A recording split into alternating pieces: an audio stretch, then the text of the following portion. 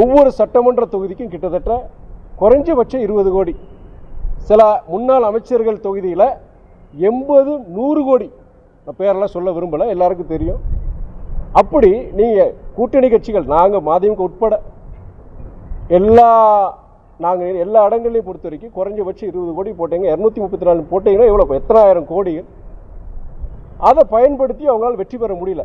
வாக்குகளுக்கு ரூபா கொடுத்து அதை பெற முடியல, தோத்தாங்க. அதுக்கப்புறம் சட்டமன்ற உறுப்பினர்களை விலைக்கு வாங்குற முயற்சியில் ஈடுபட்டாங்க. அது மாத்திரம் இல்லாமல் யாருமே ஒரு நம்ப முடியாத ஒரு இது சூழ்நிலை நம்ம பார்த்தோம். என்ன, திமுகவும் அதிமுக சேர்ந்து ஒரு ஆட்சி அமைக்கிறதுக்கு முயற்சி, அதில் பாஜகவும் சேர்ந்திருந்தது. இப்படிப்பட்ட ஒரு முயற்சி பார்க்கும்போது அது திமுக தோழரும் ஏற்றுக்கல, அதிமுக தோழரும் ஏற்றுக்கல.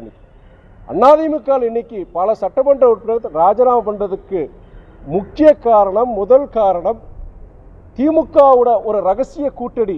அதை அவங்களால ஏற்றுக்க முடியல. அதிமுக தலைவர் அண்ணன் எடப்பாடி எடுத்த முடிவை எந்த ஒரு உண்மையான ஒரு அண்ணா திராவிட முன்னேற்ற கழக தொண்டரும் சரி, நிர்வாகியும் அதை ஏற்றுக்க முடியல அவங்களால. அதன் அடிப்படையில் தான் இன்னைக்கு நீங்கள் பல அதிமுகவுடைய சட்டமன்ற உறுப்பினர்கள் ராஜினாமா பண்ணியிருக்காங்க.